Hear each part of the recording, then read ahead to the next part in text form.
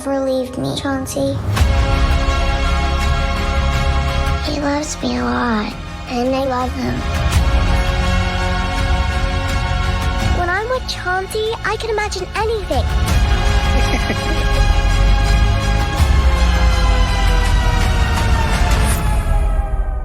So your imaginary friend has his own imaginary friends.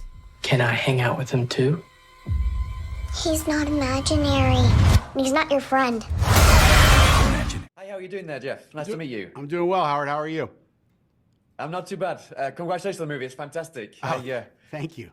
Is that? I mean, it's something. I mean, I was kind of expecting one thing, and it just completely did something different, which is well, I loved it because I mean, I imagine a lot of people having seen the trailer will imagine it's another Chucky, another Annabelle, or something like that, and it's just nothing like that at all. So congratulations on that. Thanks. You know, we wanted to tap into what makes that sort of subgenre of horror movies work, the creepy toy subgenre, but also try to elevate it and change it and offer something new. And hopefully we're able to do both.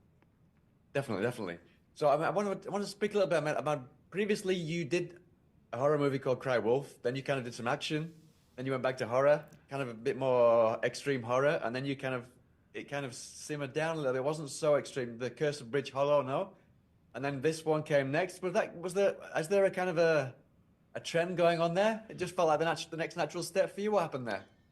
You know, there is no sort of grand plan, to be completely honest with you, when it comes to any filmmaker's career. If they tell you there is, they're lying.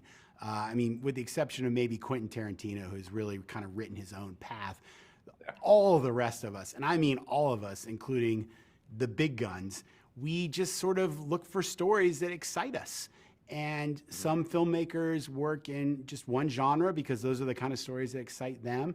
And other filmmakers work in a lot of different genres. You know, one of my favorite filmmakers was Richard Donner, who did the Lethal Weapon film, Superman, Goonies. He did one of the Omen films. I mean, he worked in all these different spaces. And I think he did that because he liked all those different kinds of stories. And ultimately, that's all I'm doing is I'm just looking for stories that I would want to see in theaters as a fan of films.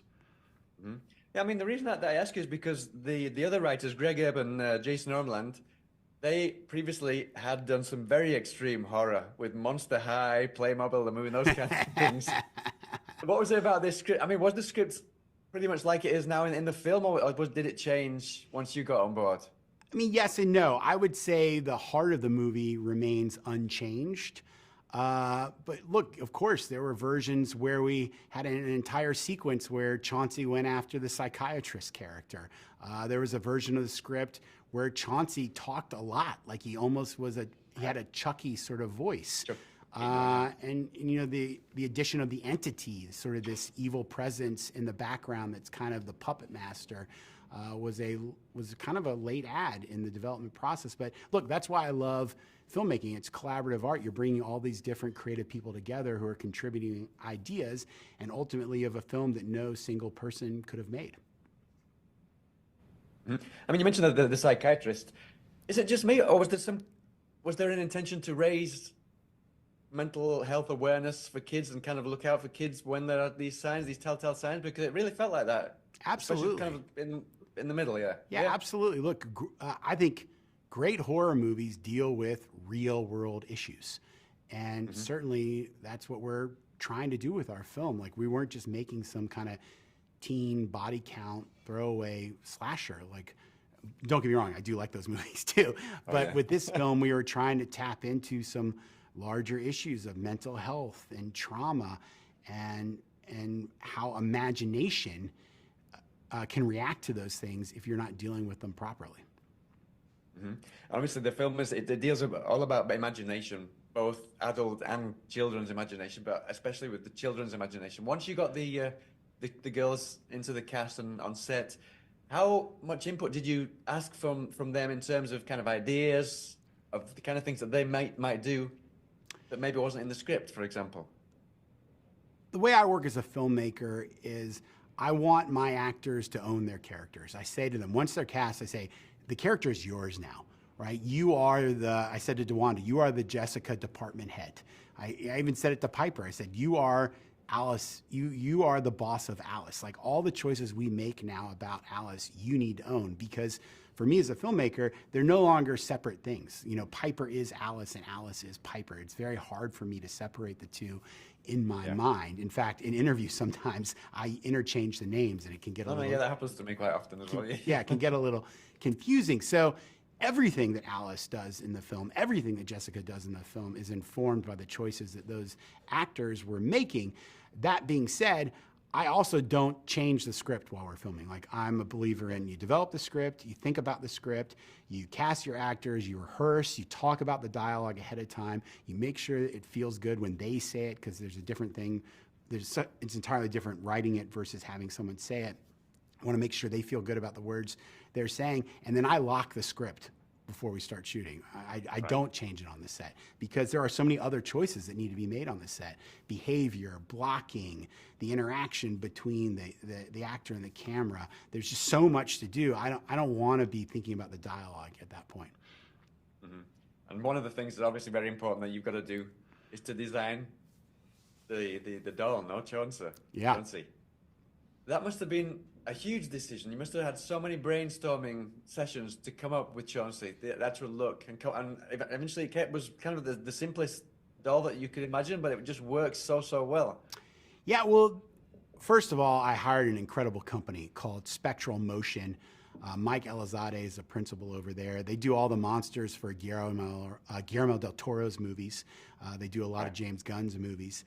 And they're just the best in the business. So I worked very closely with them.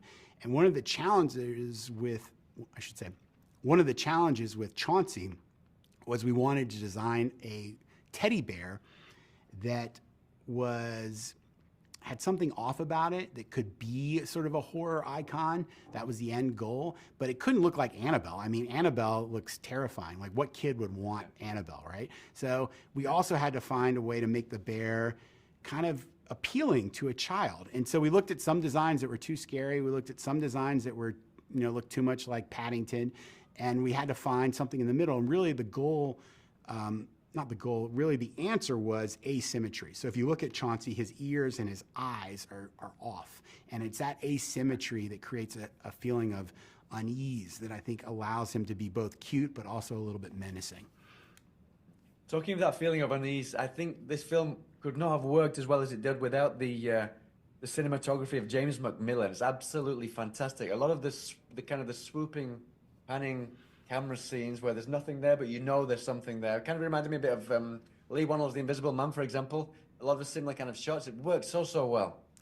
Yeah, Jimmy is a close collaborator of mine. We've worked on 3 projects together now. And we don't even need to talk to each other sometimes. He just can read my mind, and he's an incredible engineer, right? That's the way he describes his job. He's engineering a vision that I've presented to him, and he has so much experience. He's been working in the business since he was a kid. He came up in the film business, and he's a wealth of knowledge, so creative, and just an outstanding partner. Mm-hmm. And then another curious question I've got is, why did you? I don't think it gives anything away. You kind of get rid of the father, the male character in the story, pretty early on. It's like, we don't need you in here. What was the reasoning for that? I mean, obviously it's great to see that all the women are heroes there. Yeah. But it just felt like you just saw flippant, and he decided to gallivant off to his rock. Look, rock gigs and. There were earlier versions of the script where he came back, but then we had to figure out ways to kind of take him out of the story so that the 3 female characters could come together. Because ultimately it is about a blended family. It's about Jessica, Taylor, and Alice kind of creating this new family unit. And it's really their story. So it was a challenge to figure out how to handle Max, that character, played beautifully by Tom Payne, by the way. Oh, yeah, he's great. Every scene that he has is outstanding. But we needed him there because you wanted this sense of love, this foundation that was going to lead to a successful blended family. But then we had to take him out of the story so that we could then focus on the conflict and figure out how to bring these 3 characters together. And trust me, we had so many conversations about what to do with Max, you know. How do we take him out of the story? Do we bring him back into the story? Even the final version of the script that we shot, there was a scene where Jessica called him to say Alice is missing, but it just felt like the wrong beat for that point in the narrative, so we ended up cutting it out. But listen, he's an important character, he's a tricky character, and we're so lucky that Tom Payne agreed to play him because he just makes it work. No, it works perfectly, but it just felt like the male of the species were Yeah. kicked out pretty early on. Yeah. Well, Ethan, thank you so much for your time. Of I wish course. you the best of luck with the film. I'm sure it's going to go down really well because it's a great premise, and I hope to speak to you again sometime soon. I hope so too. Thank you for your support. All right, Howard. take care of buddy. yourself. It was just my imagination.